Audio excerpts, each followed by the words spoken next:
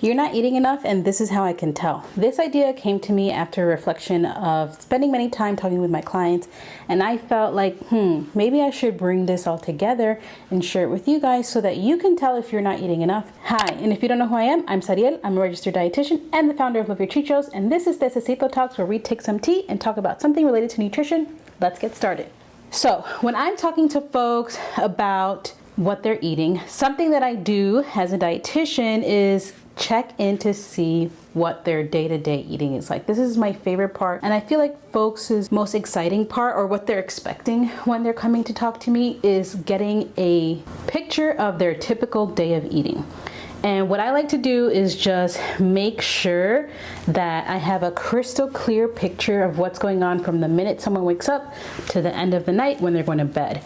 This allows me to see what's going on. And there's things that I'm looking for in that conversation to gauge whether there's opportunities to focus on some things that we could be working on through our sessions one-on-one. When I'm getting this typical day of eating, one of the first things I like to see to assess if someone is eating enough is their gaps. So what I'm looking for when I'm looking and searching for the gaps is basically how long we're spending in between each meal. Ideally, when we're working through our healthy relationship with food and goals around eating consistently, we want to make sure that we're eating within every 4-ish hours. There's many things that can impact that: level of activity, hydration, what your last meal was, stress, etc., etc. My job is to just see what you're saying and check if there's any long gaps.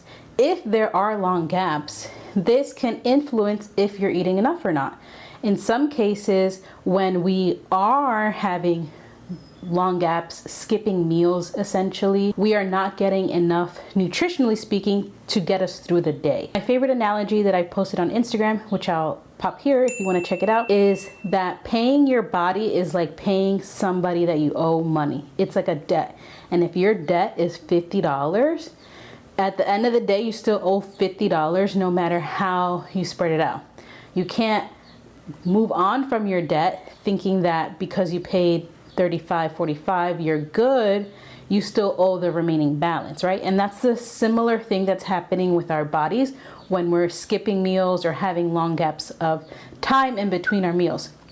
Yes, we might be eating, but we're not eating to pay off the debt, and that can cause some issues long term. So if I'm assessing if someone is eating enough throughout the day, I'm paying attention to see like, hey, are you having long gaps? And if so, why? What's happening? How can we address that? How do you feel even? Like, you might not even realize that you're having a long gap, and your body might be communicating all these things to you that you might be attributing to something else, right? And that's also something that we kind of had to dig into.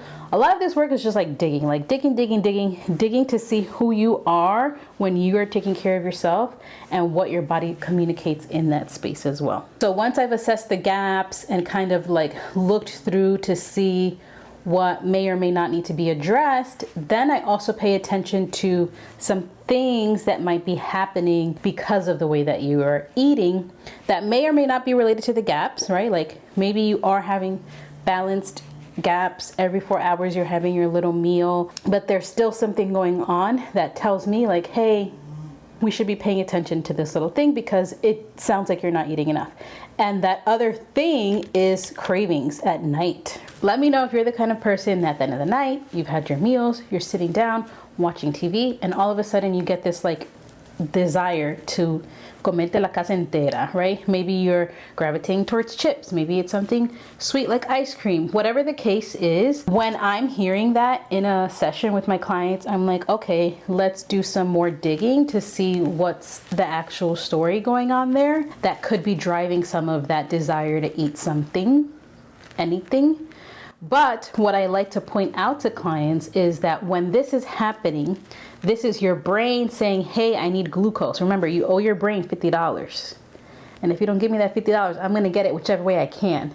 And I'm going to get it in the form of something that's going to break into glucose right away, which is our simple carbohydrates, right? Which is basically our sweets, our chips, our breads, our cookies, our anything that's going to give me my money. No, give me my money. Anything that's going to give me my money right away, that is what the brain is going to come for. And it's going to come for at the night just to be like, okay, we're going to bed cozy. Does this mean that every craving is related to that? No, sometimes we have increased energy needs because of extra movement, extra stressful days, whatever the case is. Anything could kind of like interrupt our metabolism essentially. But when that little common symptom, cravings at night, craving sweets, that's an indication to me like, hey, maybe we're not balancing our meals enough. So yes, you're eating your 3 meals and I love that. Thank you. Keep it up. But maybe we need to add a little bit more balance to those meals so that they can be a little bit more satiating, so your brain doesn't crave or doesn't communicate to you that, hey, I need more glucose, I need more energy, I need more fuel. And if that is happening, one of my favorite things to instill in my clients is curiosity. I made a whole video about curiosity, so if you want to check that out, I'll link it in the description box below. But being curious about why things are happening allows you to unravel the answers much more authentically to you. Right? My job is to help you find the answer so that you can love your chichos, take care of yourself, feel good in your body, etc., etc., etc. But it's your job to start peeling back the layers, peeling back the onion to see what actually is going on and why. And maybe there is no why. Like maybe you're like, girl, I don't feel nothing. Like, what are you saying? And that's okay too, right? That's why you come and speak with a dietitian that kind of helps you navigate that space.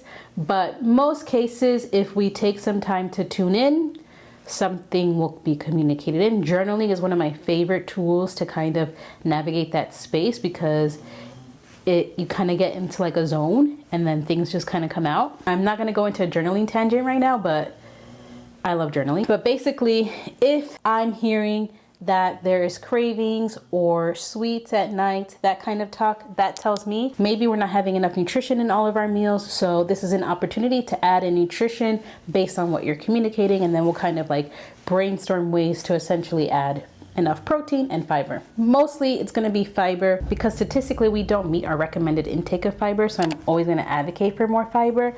But you know, it's dependent on the individual because every person is unique and every nutrition recommendation should be unique to you. And the last thing that I like to pay attention to assess if you're eating enough is your digestive system. I like to make sure that my clients are pooping every day, more than once if possible, or if like based on what they're eating. I also like to make sure there's nothing going on, because if there is, that could be related to how much you are or aren't eating, right? If we're thinking about things like constipation, that's an indication to me that maybe we're not having enough water, we're not having enough fiber. In some cases, we could be having too much fiber and that can cause constipation too, but it's my job to assess that based on what you're communicating with me. All of that to say that if there's something going on with your digestive system from your mouth all the way down to your butt where you poop, I need to know that so that I can help, you know, figure out what's the root problem of that. I'm not like an expert. Like, you can specialize in different parts of the digestive system and be like a gut dietitian, you know, all of these little niches. I kind of see everything generally, and if I don't know, I will tell you and like get you someone that can know, or get some resources to help you that way. But from a general lens, if there is something going on when you eat, after you eat, during your meals, that's an indication for me to kind of do some more digging. Things like heartburn is a very interesting one, because sometimes heartburn can be like you ate too much, so then there's not enough space. But sometimes heartburn can also be like the long gap situation, so your body's kind of like getting ready to digest, but there's not enough food in there or no food, so then when you do eat, it kind of disrupts that, and then that can cause some heartburn. That's also something to pay attention to. But there's many different little things that your body can communicate to you that tells you you're not eating enough. Bloating is coming up right now to mention. Like, bloating, it can be caused by many things, but something that I like to ask when folks are commenting on how they're feeling bloated a lot is there gaps in their meals.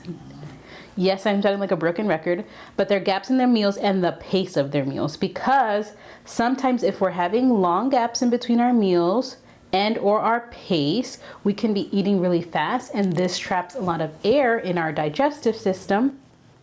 And then that air is trapped and it can cause some bloating, some gassiness, some discomfort. So I really do a lot of digging when it comes to what your GI symptoms are, so that we can make sure that you're not having them or eliminate them as much as possible if it's something that can be controlled by diet. Sometimes we need intervention from people like a gastroenterologist who will give you some more specific guidance or do some more investigation to see what's going on, if it's like a chronic issue that doesn't improve with food or gets exacerbated by food. But it's my job to assess that and help you see what may or may not be working to support your overall digestive system. And these are the 3 things that I tend to assess when I'm checking to see if you're eating enough: your gaps, your cravings, and your digestive system. Let me know if you found this video helpful. Let me know if you want me to talk about something else in the next Técesito talk. If you made it all the way through to this video, drop a tea emoji to let me know that you're enjoying this, and share this video with someone that you think would benefit from it. Thanks for watching. See you in the next video. Love you. Bye. Don't forget to comment, like, share, and subscribe. Cheers.